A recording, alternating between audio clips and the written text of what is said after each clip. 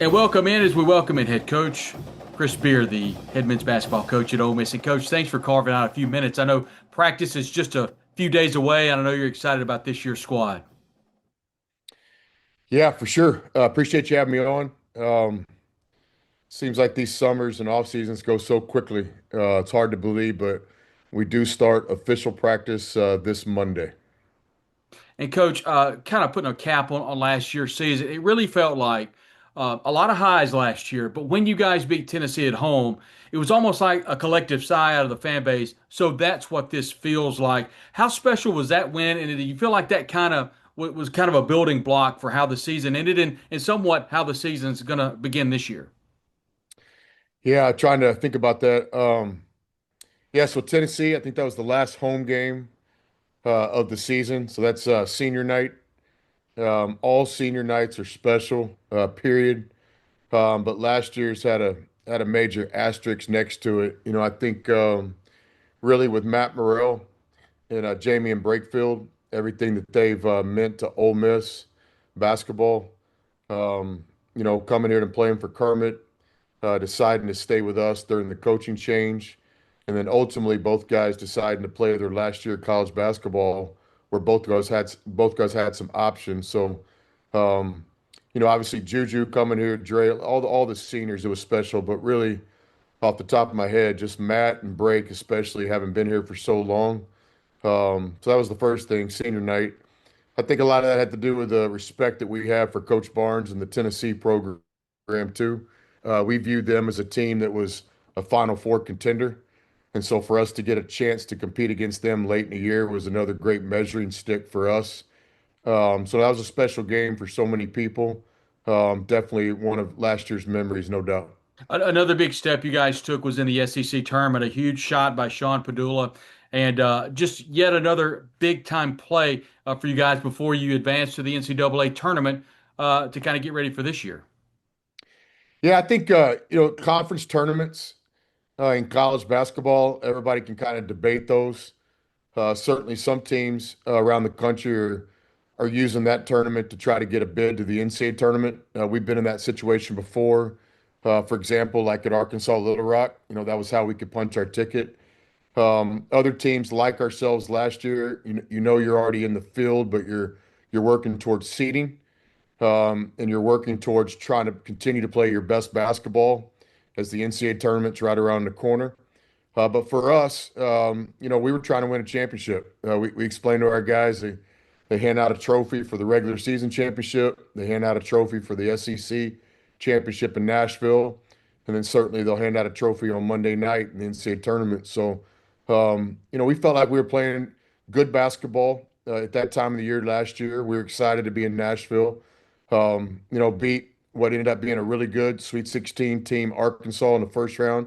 And then, even though we didn't win the game on the scoreboard, I thought we played Auburn as well as we played him in our 2 years here there in Nashville. We were good enough to win that day. They just made a couple more plays down the stretch. Give them all the credit. But no, we were motivated to play in Nashville. We were a connected group. And for as long as we coach here, that'll be the case. We'll go to Nashville each year with one goal in mind to try to win that tournament. You turn the page now, you look forward, and the centerpiece, as you've got Malik Dia coming back, a lot of new faces, as you made mention, a lot of players at senior night that are not returning for this year's team. I know you're excited to have Malik Dia back this year to kind of start off the upcoming year. Yeah, I think we'll have a lot of centerpieces on this year's team. Dia will definitely be one of those. I think Dia benefits from being a returner from last year's team. He has the experience. He kind of knows what's expected around here. We need him to have a great year. We need him to be a leader. He's going to get a lot of attention this time of year, which he deserves, kind of being a returner. I think the thing with Dia is just consistency. I've talked about it openly and often this offseason. So my tune won't change. I got a lot of respect for Dia's game. I think he is arguably one of the best players in college basketball on any given night. And I think the next step for Dia, the challenge, the opportunity, and our coaching staff is right there with him. This isn't just Dia, it's all of us working with Dia to produce a consistent player. where he's reliable. We know what we're going to get game in, game out. No one's questioning his talent or his ability, especially after what he did last year as an individual player in the SEC. But I think the next step, not to speak for Dia, and I'm confident he would tell you the same thing. It's going to be all about consistency. Can he enter that upper echelon of the players in this league that are reliable guys, also known as all conference type players? There are a lot of you portal additions that you have coming in. The one that really has jumped out at a lot of people is Elias Carmadine, the transfer out of France. Can you guys kind of give the fans your thought process? Him coming in, kind of jump through some hurdles to get onto campus, but just kind of what fans can be expecting out of him. Yeah, I think Ilias is a special player. He's been playing basketball, basically his whole life. The international setup is much different than our setup here in the States in terms of you think of the traditional route of playing high school basketball and then playing college basketball and then entering, professional ranks. Set up a little bit different in Europe. Ilias joined a club team where he's played basketball at different levels throughout the past couple years of his life. I think the opportunity of rev share and name and likeness gave the opportunity for guys like Ilias to consider coming to college. He took advantage of the new landscape. Ilias could have played, in my opinion, at any college in college basketball. I think he was specific in what he was looking for in terms of opportunity, team setup, coaching style, the need for him on our roster. And so, in my mind, Ilias chose Ole Miss for all the right reasons. He's a team guy. Above all, he's interested in winning. He's a confident player and got a maturity about him, and he understands that the team wins, then anything he wants to achieve individually will happen. So, talented player, really kind of a guy that can play the point guard with his skill and mentality and ability, but also can score the basketball. So, kind of the modern age guard in today's college basketball and certainly in professional basketball. Just a really, really good person. Basketball doesn't define him. Special family, mom and dad. So we're just excited to have Ilias, the basketball player, here. And I think what Oxford will quickly learn is we're all really excited to have Ilias, the human being, here too. He's just a special guy that we all believe in.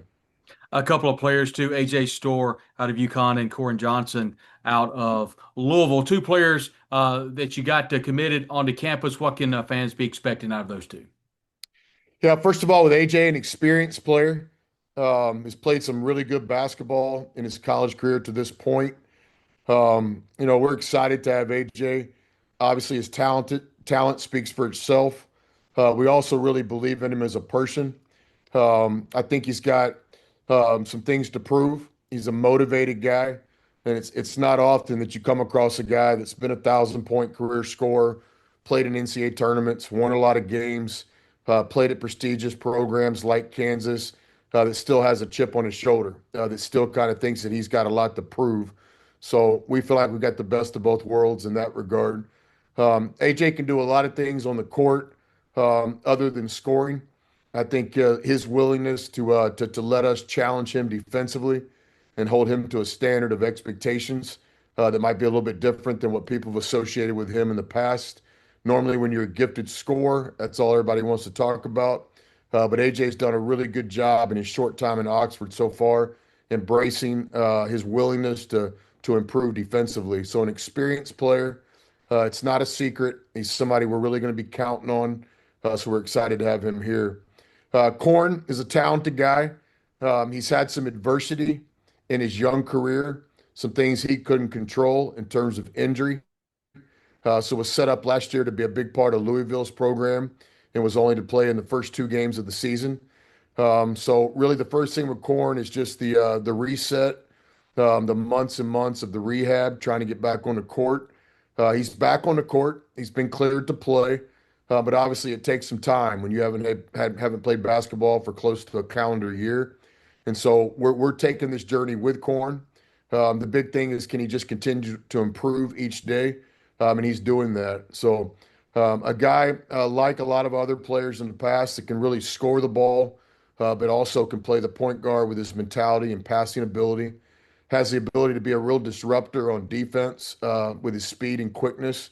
So he's a guy above all we're continuing to just work with to run his own race, to understand it's not easy to come back from being out as long as he's been. But I think, now we got 6 weeks of official practice before the season starts. So the big thing with Corn is just to continue to improve. Travis Scott, one of his teammates, also transferring in from Louisville. One player, Coach, I want to ask you about Travis Perry, the transfer out of Kentucky. One thing I found interesting, averaged right at 30 points a game when he won the state championship back at his high school, Eddyville, Kentucky, and won the state championship back in 24. Very impressive numbers. So having a shooter, and then another name we haven't mentioned, Eduardo Klafke, played for you some last year and actually looked pretty good in his minutes during the game. Could be two good shooters for you. Yeah, for sure. Travis had a historic kind of high school career, special, all-time leading scorer in the state of Kentucky. Kind of Jimmy Chipwood 2.0 with his high school career, associated with his shooting his whole life. But I'm on the record, and I'll continue to voice my opinion when asked. I don't think shooting defines Travis. I think he's a high IQ, dedicated team player, basketball player that knows how to play the game. And so, just still a young sophomore in the SEC, gained valuable experience last year playing in this league on a good team. And so, high expectations for Travis.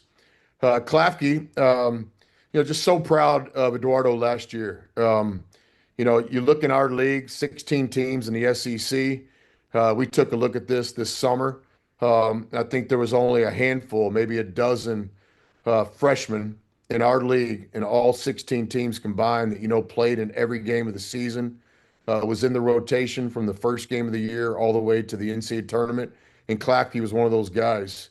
He did a great job with confidence, with patience. He did exactly what he had to do to get on the court, stay on the court, and he played a major role. As you guys remember, he was a guy we trusted. He was in big games and winning time. Basically by the time Christmas hit, Klafke in our mind wasn't a freshman anymore. He was in the rotation on a Sweet 16 team last year. So now Eduardo's got the next kind of opportunity to continue to increase his role around here, while also not forgetting what got him here. A real basketball player can impact the game with the ball in his hands, without the ball in his hands, can play on both ends. Crowd favorite, just the way he plays, how hard he plays with his energy. There's many a night last year that Klafke literally kind of motivated our home crowd to kind of get up and get into the game more. So, yeah, both guys, Travis and Klafke, are still young sophomores, but they've also earned the right to have major roles on this year's team if they do what they have to do to earn that role. Former top 100 recruit Corey Chess played his freshman year at LSU. Another transfer to this team and could give you some valuable minutes. Yeah, Corey's a natural athlete. He's a really good rebounder. Per minute played last year in the SEC, or really in college basketball. He's one of the top rebounders in college basketball last year per minute played. Okay, how does he get more minutes? He's just got to continue to grow and expand and improve his game. I was really impressed and pleased with Corey this summer and this offseason by simply kind of figuring it out. Like here's some things that you've got to do in player development, and here's some things that you've got to do to transfer the player development to on-court performance. And he's really embraced that. I think he's gotten better defensively. He's gotten better just with his conditioning, able to maintain a high level of play for longer periods. Offensively, he's working on his outside shooting. We do not see Corey as a big. We don't see him as a one-dimensional rebounder. We see him as a guy that really we would like help him, develop into a really, really good player that could play after college. So, but he's a guy too that we're counting on. There's a role for him as a sophomore this year on our team, and ultimately, in my opinion, Corey should be one of those guys that's dreaming big, big dreams for the future. All right, how do you get there? You just got to keep chipping away day after day. Can't get too high, can't get too low. Just got to get a little better every day. And he's shown a real willingness to do that so far in his short time in Oxford. Butler transfer Augusta Casilla, 6'8", big guy. Coach, I'll be honest, we've talked about a lot of players that are transferring in that average a lot of points. There's a lot of talent just from one guy to another looking through a roster. How do you manage through all that, and what excites you about having that type of talent coming in this year? Yeah, I think first of all, you mentioned Gusto, skilled size, an experienced player like Klafke comes to us from Brazil. Both of those guys were on one of their international teams this summer together, but really skilled size. A lot of the things that Brakefield did for us, Gusto has some of those abilities, but really a guy that's got some experience playing for a great coach, Thad Matta at Butler. We benefit from that, but somebody that could really help us in a variety of ways just because he can do a little bit of everything. I think depth that you mentioned is absolutely one of the identities of our team. Above all, it gives us a chance to have really competitive practices, which is very, very important for any team, but especially a team like ours that only returns two players, that has a lot of new guys in a very short time period to learn how to play together. So, our ability to have very competitive practices is a necessity around here, and our depth allows us to do that. So, with depth can come some challenges. You've got to have unselfish people in the room. You've got to have people in the room that pull for the guy next to them. That's something that we addressed in recruiting. We talk about it on a daily basis with our team. And so we're going to have to be one of those special teams that understands that above all, we're playing for what's on the front of our jersey, Ole Miss, and what's on the back of our jersey, individual people. All that stuff will take care of itself through team success. But yeah, I think one of the weapons of our team this year, one of the positives, if we execute and develop our team effectively, would be our depth. We got a lot of confidence in a lot of different players right now as we enter official practice. I think we can play different ways. Whether we can, play three bigs at one time and get big, we can play small ball. We can pressure you defensively. We can back up with a little bit of length and athleticism. So we're excited from a coaching standpoint. I've been blessed over the years to coach several deep teams, but this team on paper, we'll see how it develops. I think our ability to have a lot of players throughout this grueling season could end up being a real positive for us. I know you put a lot of emphasis on non-conference schedule this year, Iowa, Miami, NC State, just to name a few. Your thoughts going into the season? Does the non-con set you up for the SEC? Do you like the non-conference schedule this year? Yeah, we do. I think every coach has a little bit different philosophy, but I think the bottom line is your non-conference schedule. The number one objective is it's got to prepare you for league play.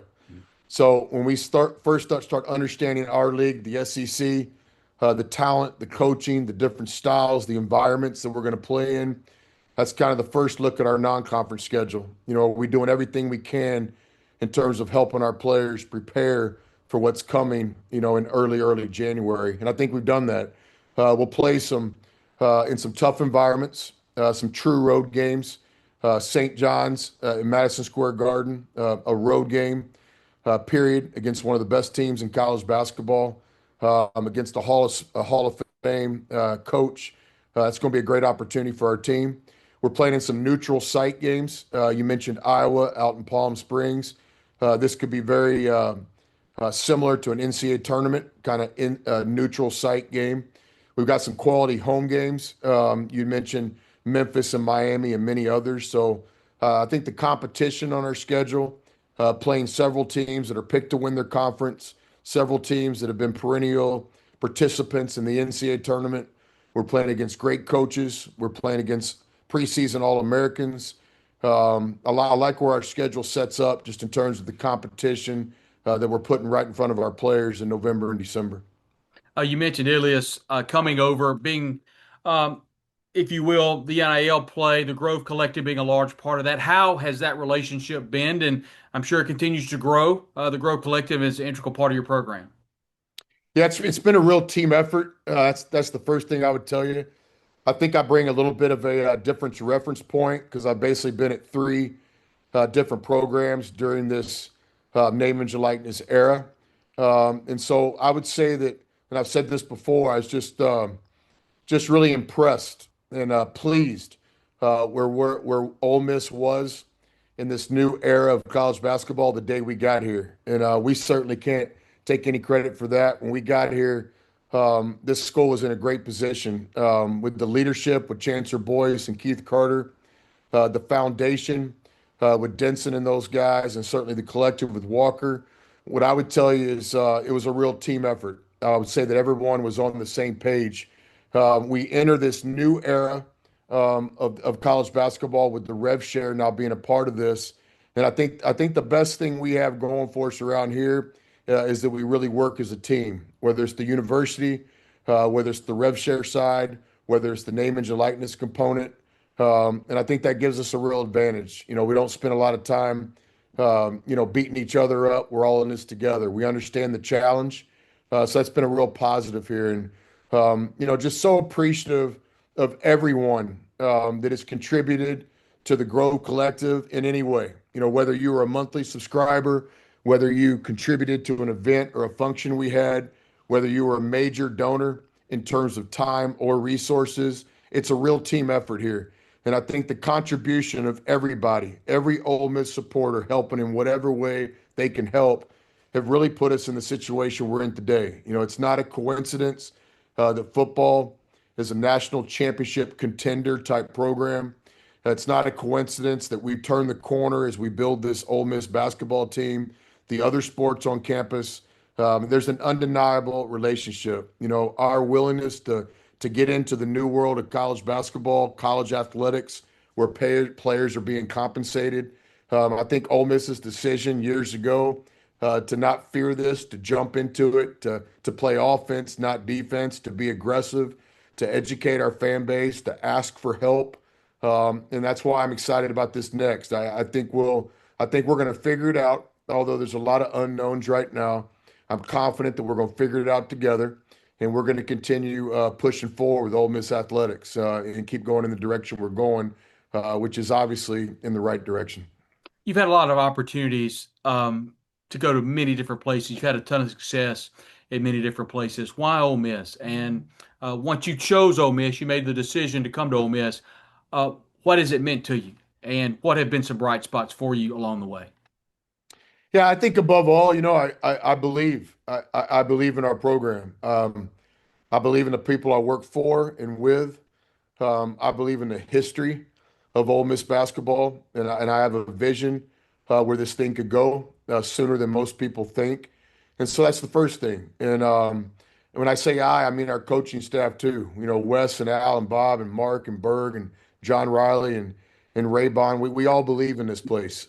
We don't wake up every day just to work at Ole Miss. We don't just wake up every day. This is our job. This is where we are right now. We all believe that we can do some things here that maybe most don't predict, but we believe are more than possible. Because of our belief in this place and because of the support that we're getting, it's allowing us to go get players and to explain our story, our belief, our vision, and then we're getting the right guys to believe in the same things that we believe in. So, Oxford, great college town, special community, people, all this stuff is really, really important. But if I had to put it in one sentence, I think that we believe that we can be really, really relative in the national landscape of college basketball. And as long as we're, given the resources or given the opportunity to go out and earn the resources, I think as long as we're on a level playing field, as long as we're competitive in what we need, then I really believe that we can continue moving this program forward. You've advanced to the Final Four. Not many coaches can say that they've led teams to the Final Four. What would you say you learned from a personal a coaching standpoint about the best thing you need to do to make it to a Final Four? And what have you learned that you think you can get Ole Miss to that next step? Yeah, I think above all, not to be smart ass or anything, you got to have really good players. And it's not a coincidence when we played for the national championship. We had an NBA lottery pick. Um, the teams that we've had over the years that have won regular season championships and made deep runs in the tournament, you got to have really good players. There's no exception to that. And so, how do you get really good players? It's all the things that we've talked about already briefly today in this conversation. You got to have a university and a community that wants to be good in basketball and that supports the program. You have to have the resources. You have to have the leadership. Everybody in the room has to Bleav in the vision. And that's what we really benefit from here. I would say that from my point of view, from the chancellor down to our coaching staff, to our athletic director, to our foundation, we're all on the same page, and we don't shy from that. We talk a pretty big game here, but we Bleav it. And so I think just a couple short years ago, when we were talking about going to NCAA tournaments and competing for championships and getting to second weekends and graduating every player in our program and recruiting the best players in the world, we're starting to back some of those things up step by step. And but simply stated, when you start talking about Final Fours and things like that, you better have some really good players. And to get those players, you better have a program worthy of their talent. And that's where everything else gets very, very, very important. And one final thing for you, Coach. Earlier today, I Bleav the university's basketball social media channel released a video. You were talking to the team. You talked about winning a national championship. Before practice begins, and obviously the season before you, is this a team on paper? Or if not this team, do you think you can win a national championship at Ole Miss? First of all, on the social media, I'm not too familiar with that. I'm kind of caught in the middle. I'm kind of old school and traditional in some ways, where we never really were those programs that let out some of those intimate moments we have with our team. But I'm very open to learning, and I'm open to growing. I'm open to making some changes and stuff. And so I understand today's world of college basketball, we have a responsibility, and we owe it to our fans and our supporters to give them knowledge of our program, to get them to get to know our players, and really to give our fans so a look behind the scenes a little bit. So some of that stuff is still out of my comfort zone a little bit, but I recognize how important social media is. And so we're trying to do the best job we can in terms of giving our fan base access to our program. Specific to what you saw today, I'm not familiar with, but I have no problem saying that no, our goal is to compete for a national championship here. Our goal is to build a program that can get in the NCAA tournament, and that's talented enough, tough enough, disciplined enough to win 6 games in 3 weekends. I know for some programs it can become almost probable. For some programs it almost looks impossible. But I've always been a believer that if you get the right guys and the right team and the right mindset and the right culture and the right discipline, then why not us?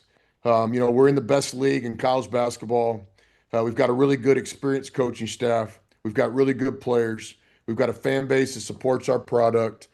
So yeah, why not us? And so if I wasn't willing to talk about things like our desire to win a national championship here, then I shouldn't be the coach at this great school. So, we're certainly not saying we're better than anybody else. It can never be misunderstood as arrogance or fake confidence. That's not what we're saying. But we're also saying that, hey, man, we're in this to win it. Why not us? And so easy to talk about, really, really difficult to accomplish. But the first thing is the vision. And if you can't put your vision out there publicly, if you're embarrassed to say that or shy to say that, then it's not real. But I have no problem with people associating the goals of our program. Yeah, we'd like to be a program that makes it to a Final Four one day. We'd like to be a program that can play on that Monday night and win on that Monday night. We got a long ways to go till we get there. But that's the goal, that's the compass, and always will be, as long as we're here in Oxford. He said, Coach Chris Beard, wish you nothing but the best, Coach, and thanks for joining us today. All right, appreciate it.